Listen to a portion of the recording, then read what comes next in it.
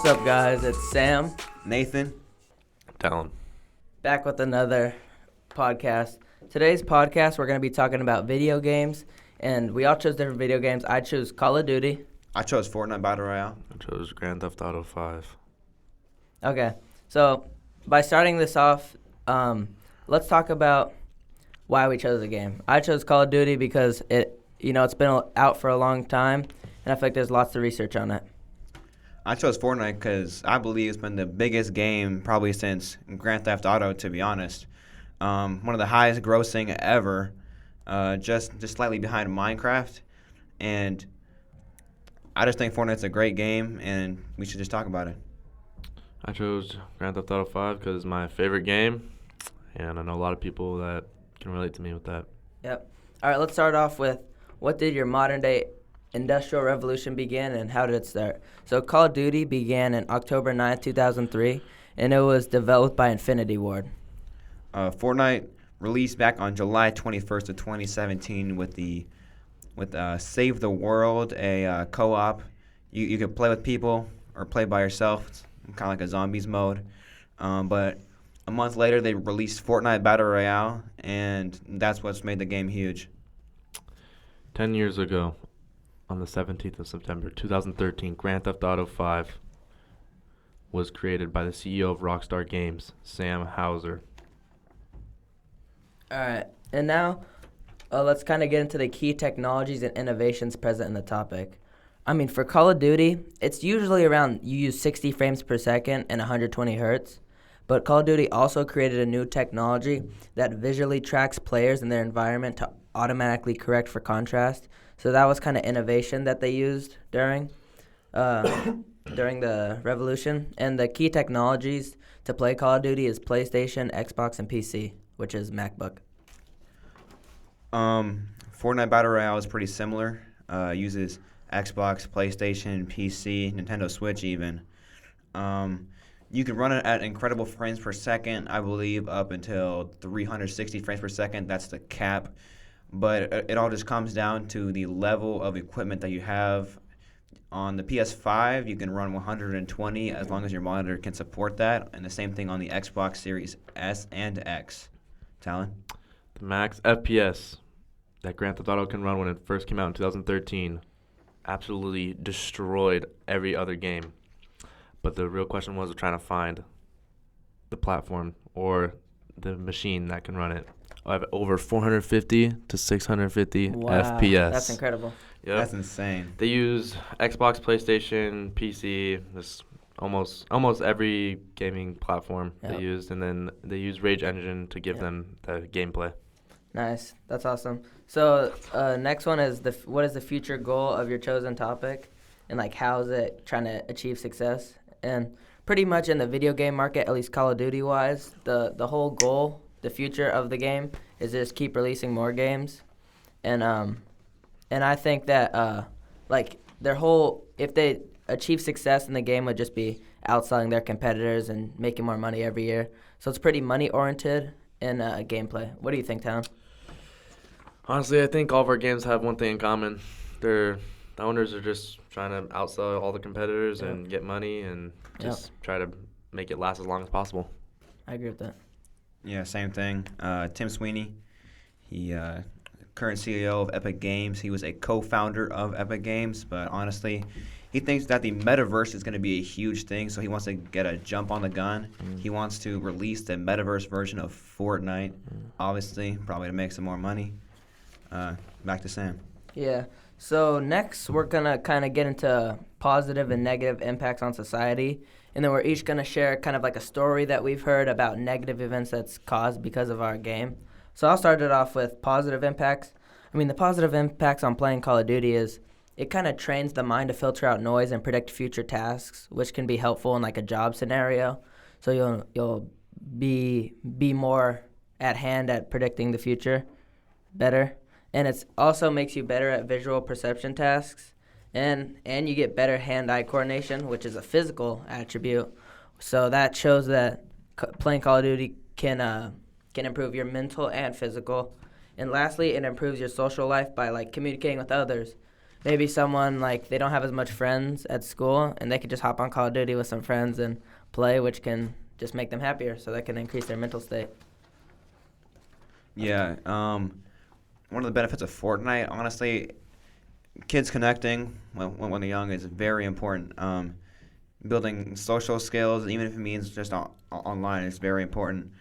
One of the negative impacts, it may cause like social anxiety because people online are not the same sometimes as they are in real life, and that might just mess somebody up thinking that they're talking to somebody, but really they're a different person in real life.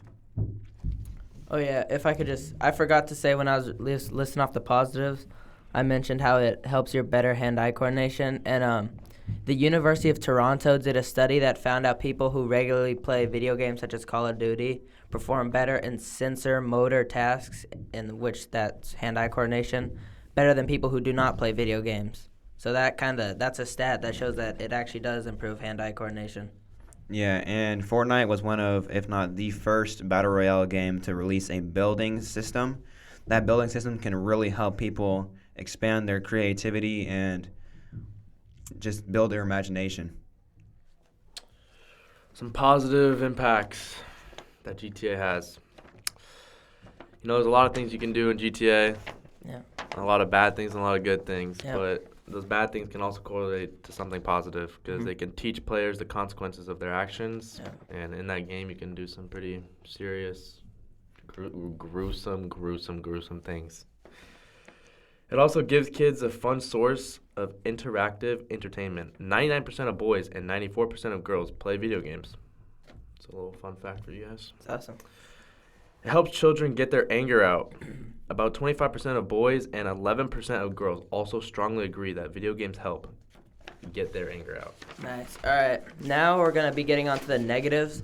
And then after, let's say, I would say my negatives, I'm going to say a little story about the negatives and so on with you guys. I'll start it off. So some of the negative effects of playing Call of Duty is, it can negatively affect some time management, which that takes away sometimes from students doing homework or hanging out with your family. And another one was it shows violence, which can correlate to behavior in real life. Which a story I have to back up that fact is actually a man named Andrew Breivik. He took the life of 77 people, and he said that he was an avid player of Call of Duty Modern Warfare 2. And he said that he used Call of Duty Warfare 2 as a training simulator, which is just terrible. That's a horrible thing to be done. And he used the game as trying to train him to do these things. So that is a big negative in violent games like this. And Call of Duty is sometimes also prone to developing mental health problems, which you could see with that guy, which he was just not okay in the head. And that's another... it's a tricky point with games because if the wrong people plays the wrong games, then they could do bad things. But also, if the right people play the right games, then it can make them happier. Like we see it could give kids friends and stuff like that. What do you think, Nathan? Yeah, some negative effects of Fortnite. I found on Psych Central. It says that kind of like the same thing as Sam said. It may just waste your time. One example was this 9-year-old girl that would on average play 10 hours of Fortnite a day, even bypassing the need to pee and sometimes even peeing where she was. When her dad tried to limit her usage of or just limit her time on Fortnite, she actually attacked him. Didn't really hurt him very bad, but that's just a very, very bad thing when you're so addicted to a game that it can cause aggression. Yeah. Tell some of your negatives in a story. Some negative things about GTA would be violent games reduce empathy and effective anger management skills and promote aggression. GTA is a big part of that because you can do some very bad things in that game, and it could fuel your fire about those things, and you could possibly go try and do that out in the real world. And that kind of links to the story that I saw on the news.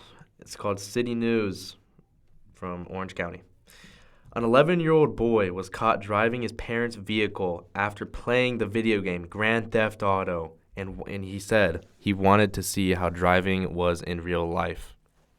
Yeah, I mean, that is very scary to see that video games can actually influence kids' actions.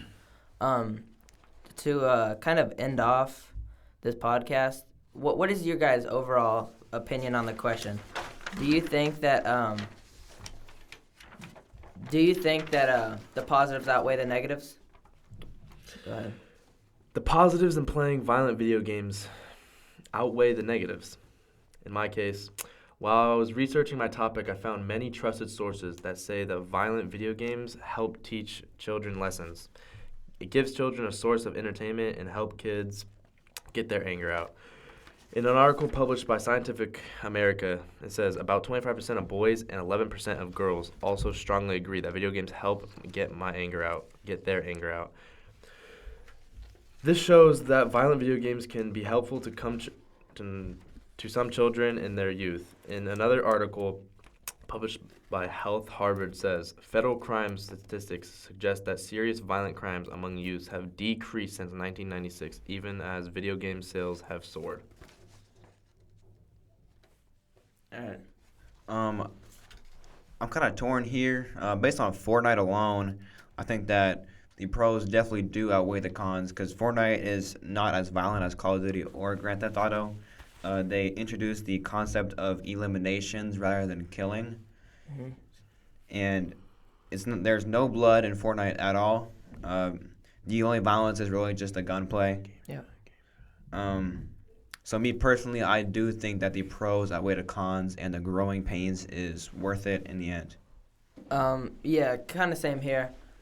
I believe that the pros also outweigh the cons for Call of Duty because it gives kids a platform to play a game that they can play with their friends, or if they're alone, it can help them. Maybe they're going through a hard time and the game just lets them escape. But, I mean, there's also downsides. I mean, it says video games are correlated with an increase in depression and anxiety. That was said by healthygamer.com.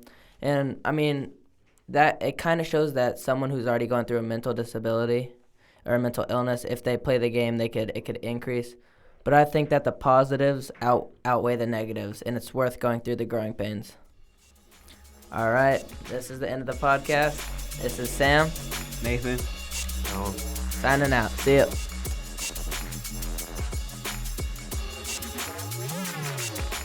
This episode has been a production of the Capistrano Valley Christian Schools Podcast Network. Capistrano Valley Christian Schools is a Christian JK-12 school in San Juan Capistrano, California. Be sure to check out, subscribe to, and leave a review of this show and the other shows on our network on your podcast player of choice. Doing so supports the school community in a multitude of ways. For more information about the CVCS Podcast Network or any of our other shows, check out cvcs.org or email podcasts@cvcs.org. On behalf of the whole network, this is Mr. Jasper saying thank you again for listening and stay tuned for more.